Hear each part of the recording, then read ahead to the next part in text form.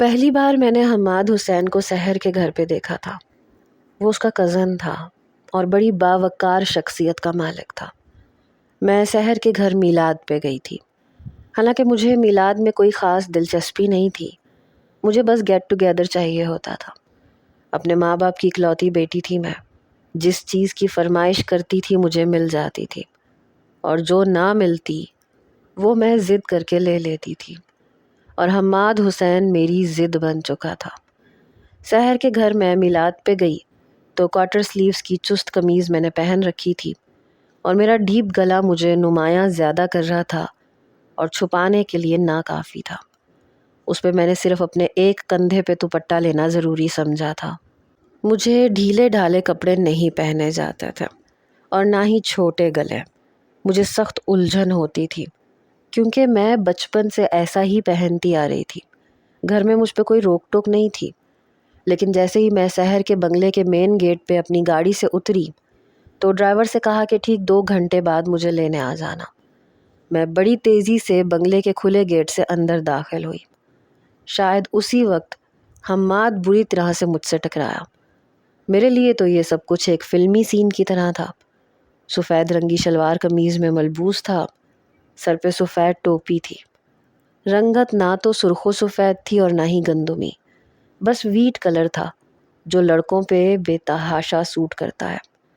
اس پہ اس کے رخسار پہ پڑنے والا ڈمپل جو بنا مسکرائے بھی اس کے چہرے پہ واضح نظر آتا تھا، ماتھے پہ بکھرے ہوئے بال۔ پل میں وہ شخص مجھے اپنے سحر میں لے چکا تھا۔ اس کے ہاتھ میں پکڑی شاید گاڑی کی چابی نیچے گری۔ اگر اس کی جگہ کوئی اور ہوتا تو میں یقیناً اس سے کہتی کہ کیا اندھے ہو گئے تھے، لیکن اسے میں نے کچھ نہیں کہا۔ اسے دیکھ کے تو میں کچھ کہنے کے قابل ہی نہیں رہی۔ اس نے بڑے غصے سے مجھے دیکھا۔ میڈم، آپ کیا ہوا کے گھوڑے پہ سوار تھیں؟ ایٹ لیسٹ انسان کو دیکھنا چاہیے کہ جہاں وہ جا رہا ہے سامنے سے کوئی آ تو نہیں رہا۔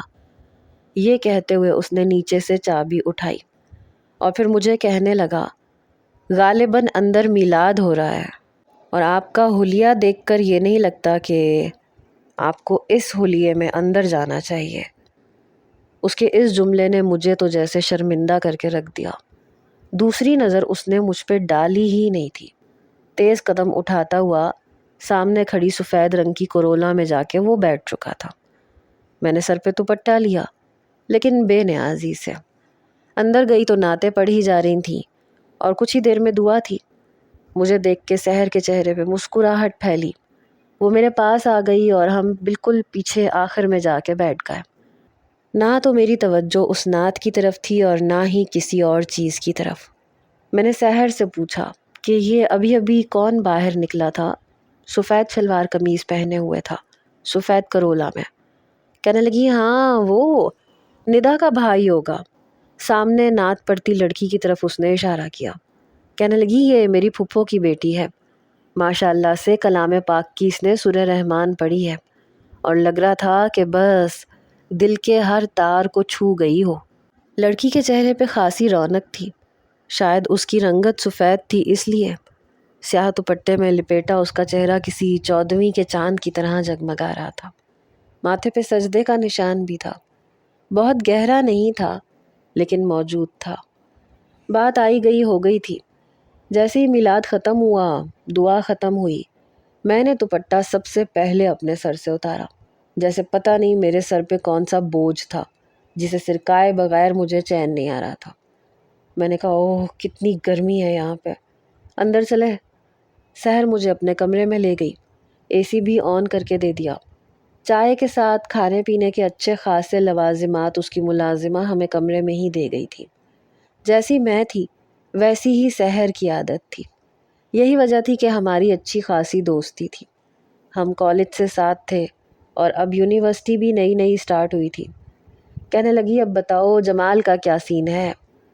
میں نے کہا، کیا سین ہے، بس دل بھر گیا میرا، اسی ہفتے اس کے ساتھ بریک اپ کر دوں گی۔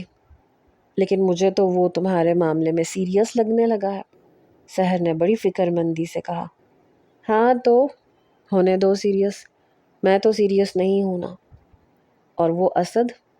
میں نے کہا، اب تو وہ بھی اچھا نہیں لگتا، کئی بار اس سے کہہ چکی ہوں کہ میرے والدین میرا رشتہ میرے کزن سے کر رہے ہیں، لیکن بڑا چپکو قسم کا لڑکا ہے، اس لیے سوچ رہی ہوں کہ اس بار تھپڑ مار کے اس سے جان چھڑوا لوں گی۔ میری بات سن کے کہنے لگی، کبھی کبھی مجھے تمہاری باتیں سن کے بہت ڈر لگتا ہے نوال۔ میں نے کہا تم تو جانتی ہو میں صرف لڑکوں سے دوستی کرتی ہوں، اور وہ بھی فون کی حد تک، اور بہت جلد میرا ان لڑکوں سے جی بھر جاتا ہے۔ آج تک ایسا کوئی نوجوان نہیں ہے جسے میں نے 1 مہینے سے زیادہ اپنا دوست بنایا ہو، یا میں جس کے ساتھ کبھی ڈیٹ پہ گئی ہوں۔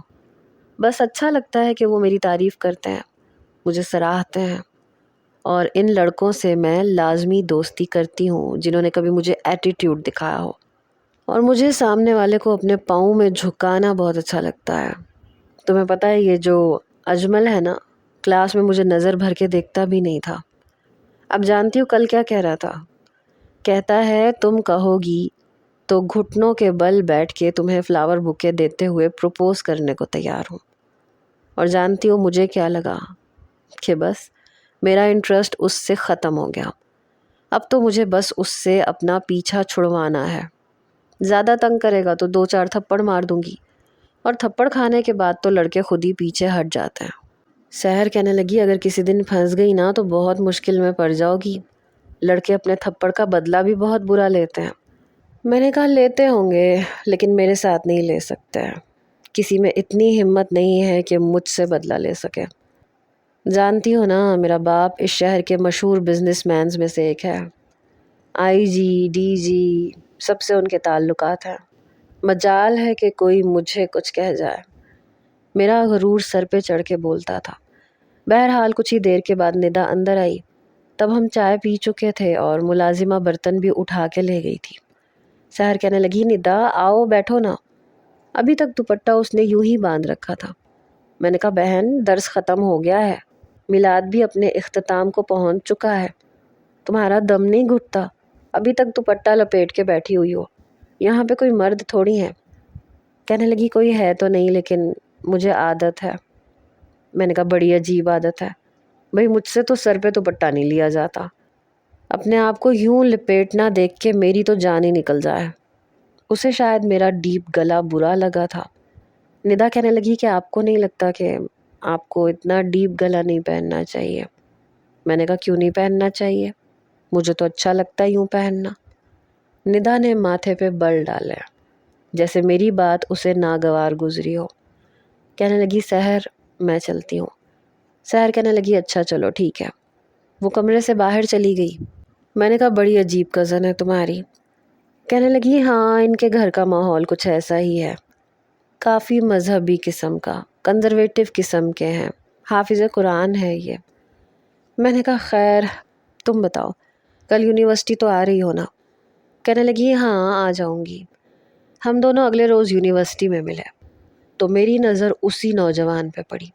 میں نے کہا سحر یہ تمہارا کزن ہے نا؟ کہنے لگی ہاں حماد، ہاں وہ ڈاکٹر ہے، کبھی کبھی میڈیکل MBBS اسٹوڈنٹس کی کلاس لینے یا لیکچر دینے کے لیے آ جاتا ہے۔ میں نے کہا اوہ ریئلی، تو یہ جناب ڈاکٹر بھی ہیں؟ کہنے لگی ہاں، یوں تو ایک پرائیویٹ ہاسپٹل میں ہی جاب کرتا ہے، لیکن شام کو اپنا کلینک الگ سے بھی کھول رکھا ہے، اور وہاں زیادہ تر لوگ وہ آتے ہیں جو فیس بھرنے کے متحمل نہیں ہیں، اور یہ ان کا فری میں چیک اپ بھی کرتا ہے اور میڈیسن بھی دیتا ہے۔ میں نے کہا یعنی کہ موصوف خدمت خلق بھی کرتے ہیں؟ کہنے لگی ہاں۔ میں نے کہا اچھا، خیر یہ بات آئی گئی ہو چکی تھی۔ ایک بار پوری یونیورسٹی میں بہت بڑا فنکشن تھا جس کی تیاریاں پچھلے 1 مہینے سے چل رہی تھیں، اور میں نے بھی ایک ڈانس میں حصہ لیا تھا، لیکن شروعات کلام پاک کی تلاوت اور حمد یا نعت سے ہونی تھی، اس کے بعد تقریری مقابلے ہونے تھے، اور پھر گانے اور رقص وغیرہ وغیرہ۔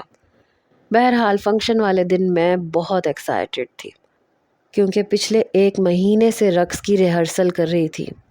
جیسی ایک نوجوان نے کلام پاک کی تلاوت کی تو میں نے کہا یار اب اس پہ گھنٹہ لگ جائے گا۔ سحر کہنے لگی چپ ہو جاؤ، شرم تو کر لو۔ بہرحال تلاوت ختم ہونے کے بعد میں نے دیکھا کہ وہی حماد نامی شخص سفید شلوار قمیض میں ملبوس اسٹیج پہ آ کے کھڑا ہو گیا۔ میں نے کہا اب کیا یہ نعت پڑھے گا؟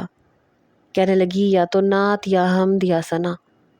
میں نے گھڑی دیکھی، کرسی سے ٹیک لگا کے آنکھیں بند کر لی۔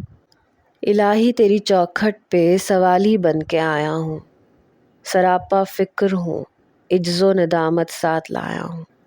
بھکاری وہ کہ جس کے پاس جھولی ہے نہ پیالہ ہے، بھکاری وہ کہ جس کو حرص و ہوس نے مار ڈالا ہے۔ متاع دین و دانش نفس کے ہاتھوں سے لٹا کر، سکون قلب کی دولت ہوس کی بھینٹ چڑھوا کر، لٹا کے ساری پونجی غفلت انسان کی دلدل میں، سہارا لینے آیا ہوں تیرے کعبہ کے آنچل میں۔ اس کی آواز اور آواز میں چھپا درد۔ میں نے اپنی آنکھیں کھول لی، دیکھا تو اس کی آنکھوں سے آنسو بہہ رہے تھے۔ وہ آنکھیں بند کیے پڑھ رہا تھا اور سننے والوں پہ جیسے سکتہ سا طاری ہو گیا تھا۔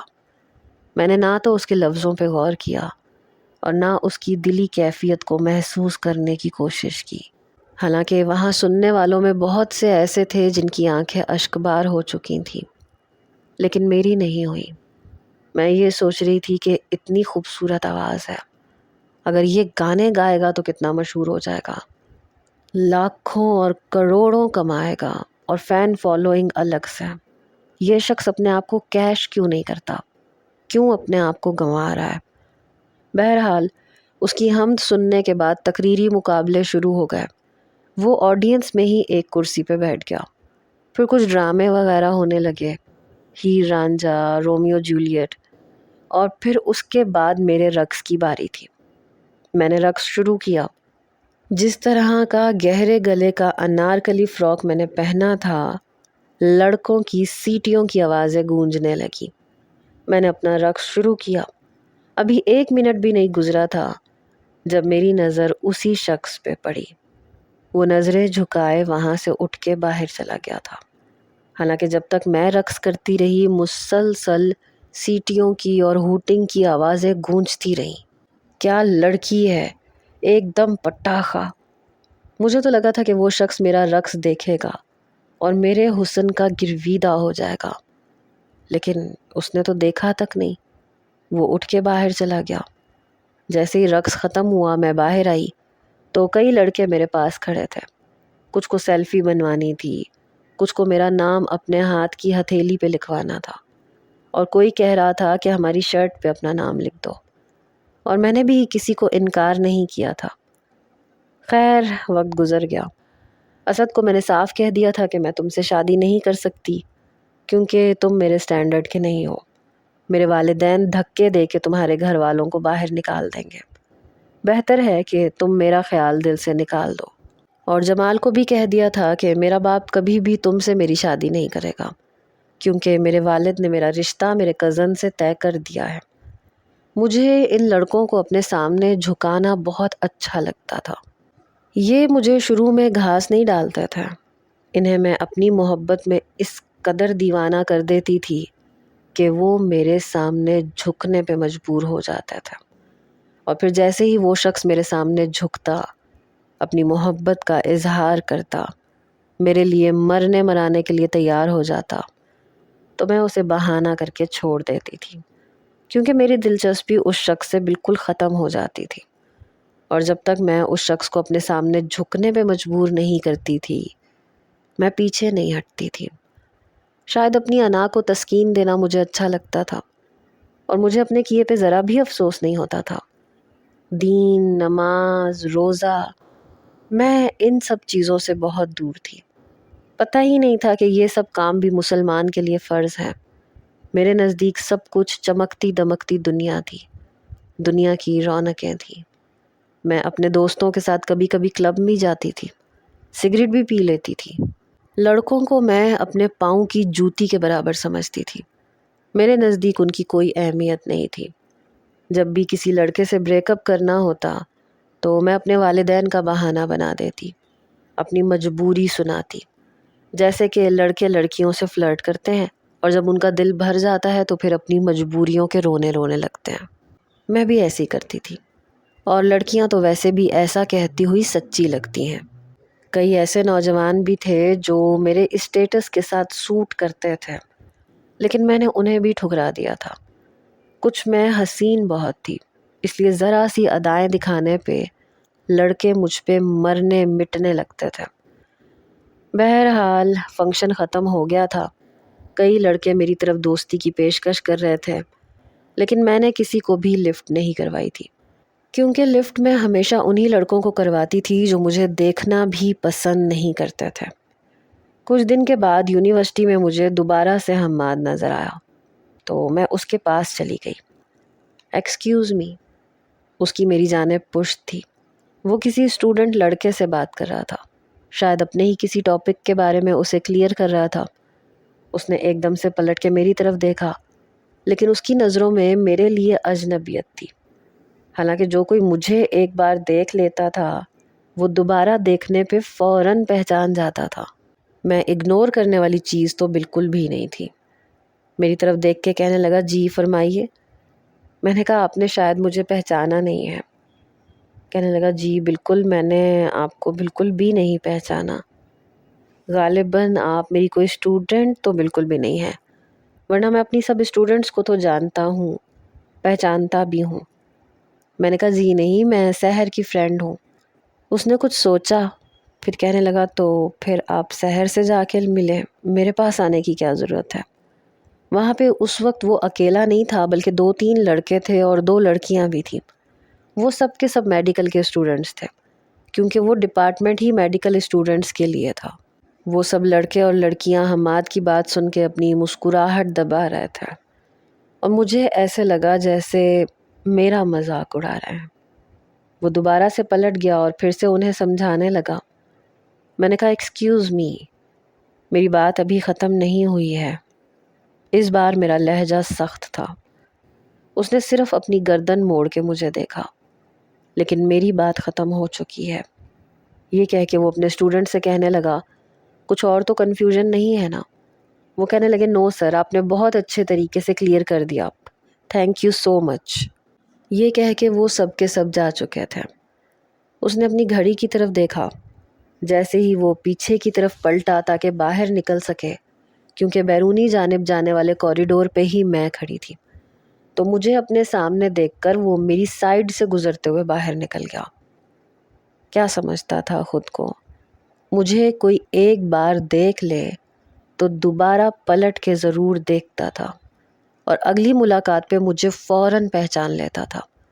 خود بتاتا تھا کہ اس نے مجھے پہلی بار کب دیکھا تھا، اور یہ اتنی بے نیازی دکھا کے چلا بھی گیا۔ میں واپس آئی تو سحر کینٹین میں ہماری ہی کلاس فیلو کے ساتھ بیٹھی تھی۔ میں ٹیبل کے سامنے کرسی گھسیٹ کے بیٹھ گئی۔ ہما سے میں نے کہا کہ تم جاؤ، مجھے سحر سے بات کرنی ہے۔ تو وہ کہنے لگی کہ کر لو، میرا پردہ تھوڑی ہے۔ میں نے کہا، تمہیں سننا ہی نہیں دے رہا، جاؤ یہاں سے۔ وہ اٹھ کے چلی گئی اور منہ بناتے ہوئے گئی تھی۔ سحر کہنے لگی، کیا ہوا؟ ایسی بھی کیا بات کرنی تھی کہ تم نے ہما کو بھیج دیا؟ میں نے کہا، مجھے تمہارے اس مغرور کزن کا نمبر چاہیے۔ کہنے لگی، کون کزن؟ میں نے کہا، ڈاکٹر حماد۔ حماد کا نام سن کے کہنے لگی، اچھا، کیوں چاہیے؟ میں نے کہا، وہ بہت سر پھرا انسان ہے، بہت شوق ہے اسے مجھے اگنور کرنے کا، وہ بھی مجھے، نوال سلطان کو۔ سحر کہنے لگی، ہوا کیا ہے؟ میں نے کہا، نہیں، کچھ بھی نہیں ہوا۔ اس دن اس نے حمد پڑھی تھی تو میں نے سوچا کہ چلو سامنے سے مجھے نظر آ گیا ہے تو اس کی تھوڑی تعریف کر دوں، لیکن اس نے مجھے یوں اگنور کیا جیسے مجھے جانتا تک نہیں ہے۔ میں نے اسے بتایا کہ میں سحر کی دوست ہوں، تو کہنے لگا، تو پھر سحر کے پاس جاؤ۔ بجائے اس کے کہ میری بات سن کے سحر کوئی ایسا جملہ بولتی کہ میرے اندر بھڑکتی ہوئی آگ کو کچھ سکون ملتا، وہ ہنسنے لگی۔ اس کی ہنسی نے میرے اندر آگ کو اور بھڑکا کے رکھ دیا۔ کہنے لگی، حماد لڑکیوں میں بالکل بھی انٹرسٹ نہیں رکھتا، نہ اسے خوبصورتی بھاتی ہے اور نہ وہ تم جیسی لڑکیوں کو پسند کرتا ہے۔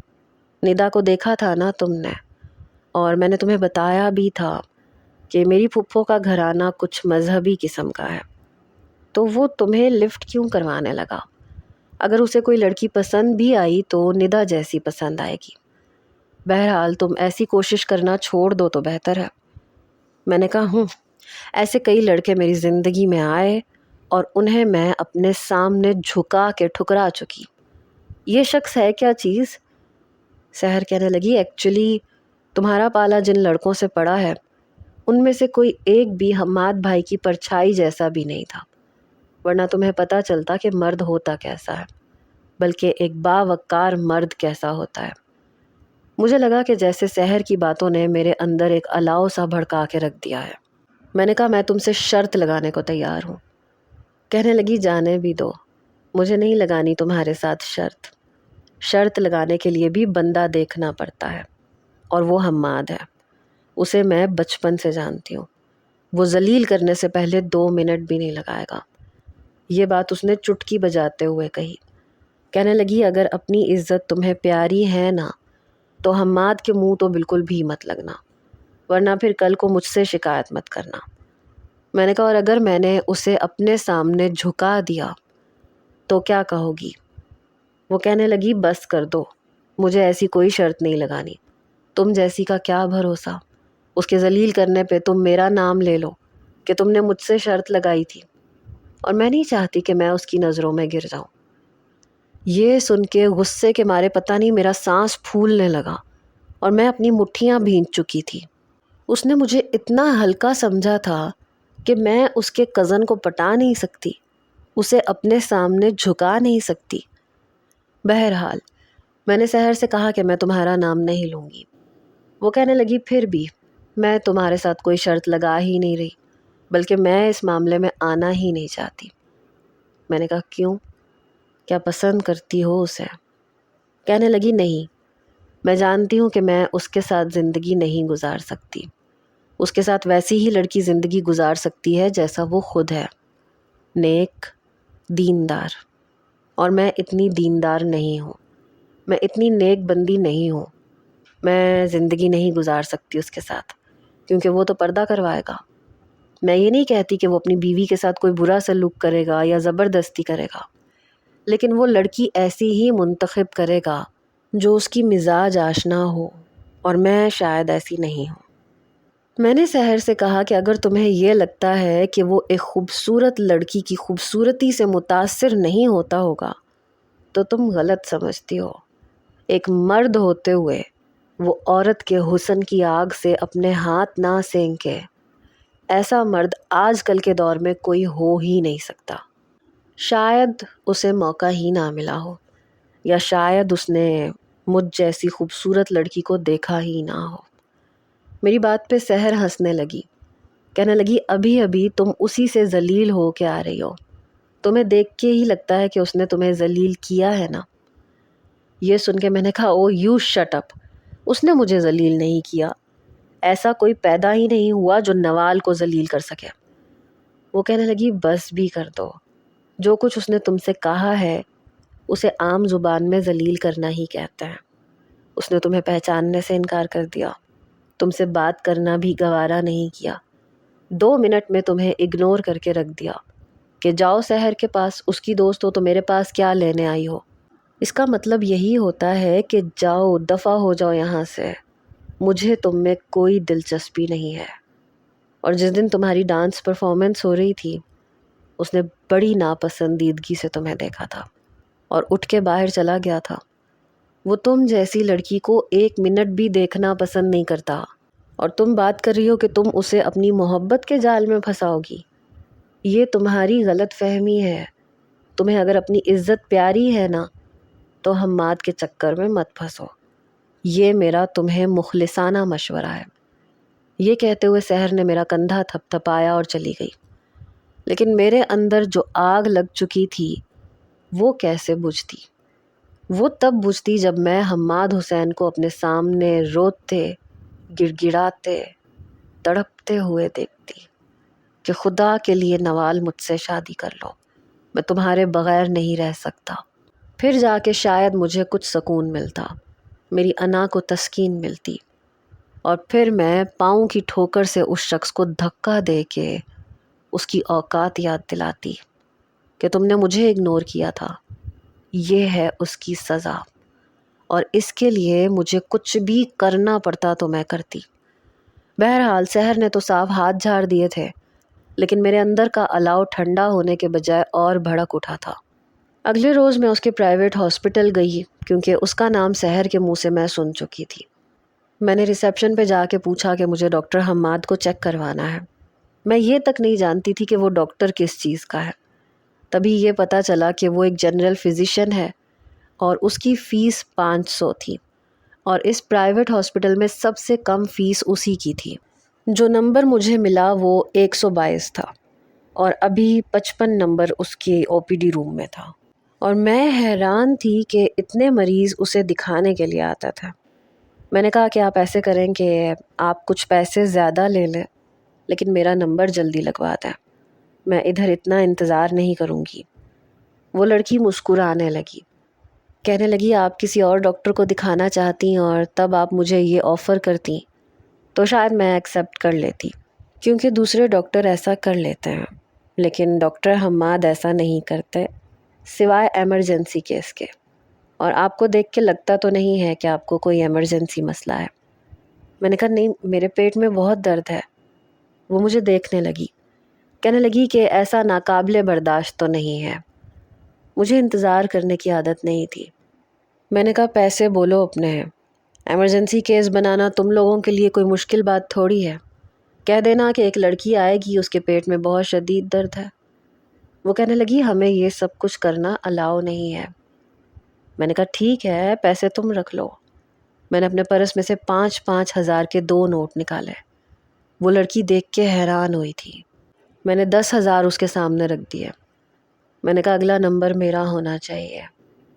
کہنے لگی ٹھیک ہے، پھر آپ تھوڑی سی اداکاری کر لیں، پیٹ پہ ہاتھ رکھ کے آپ رونا دھونا شروع کرتے ہیں۔ 10 ہزار اس نے رکھ لیے تھے، اور اداکاری کرنا میرے لیے کوئی بڑی بات تو تھی نہیں۔ میں نے پیٹ کے بجائے اپنے سینے پہ ہاتھ رکھا، اور میں کہنے لگی کہ مجھے سینے میں بہت درد ہے، بہت درد ہے۔ یہ دیکھ کے باقی کے مریض بھی حیران ہوئے کہ ابھی تو میں ٹھیک ٹھاک کھڑی تھی۔ میں نے کہا مجھ سے برداشت نہیں ہو رہا، پتہ نہیں مجھے کیا ہو رہا ہے۔ اسی وقت ریسیپشن پہ کھڑی لڑکی نے جلدی سے کال کی کہ سر ایک ایمرجنسی کیس ہے، ایک لڑکی ہے، اس کے پیٹ میں اور سینے میں بے حد درد ہے۔ وہ کہنے لگا کہ اگر اتنا ہی درد ہے تو پھر اسے ایمرجنسی میں جانا چاہیے، ایمرجنسی کے ڈاکٹر ایسے کیس کو جلدی ہینڈل کر لیتے ہیں۔ میں ایک دم سے اسے کوئی ایسی جادوئی دوائی تو نہیں دے سکتا، آپ پلیز اسے ایمرجنسی میں بھیجیں۔ یہ کہہ کے وہ اپنا فون بند کر چکا تھا اور انٹر کام اسپیکر پہ تھا۔ اس لڑکی نے کہا کہ آپ چاہیں تو آپ یہ 10 ہزار واپس لے لیں، میں نے اپنی سی کوشش کر لی ہے۔ میں نے کہا نہیں، اپنے پاس رکھو۔ مجبوراً مجھے بیٹھنا پڑا۔ 3 گھنٹے کے بعد میری باری آئی، اور یہ 3 گھنٹوں کا انتظار میں نے کیسے کیا یہ میں جانتی تھی۔ میرے بعد 2-3 مریض ہی اور تھے۔ جب میری باری آئی تو میں اندر چلی گئی۔ اس وقت ایک نرس بھی کمرے میں موجود تھی۔ مجھے دیکھتے اس نے پھر یوں ظاہر کیا جیسے مجھے پہچانا نہ ہو۔ جی محترمہ، یہاں تشریف رکھیے۔ اپنے سامنے رکھے اسٹول کی طرف اس نے اشارہ کیا۔ میں بیٹھ گئی۔ کہنے لگا جی کیا مسئلہ ہے آپ کو؟ میں نے اپنے سینے سے تھوڑا سا نیچے ہاتھ رکھا۔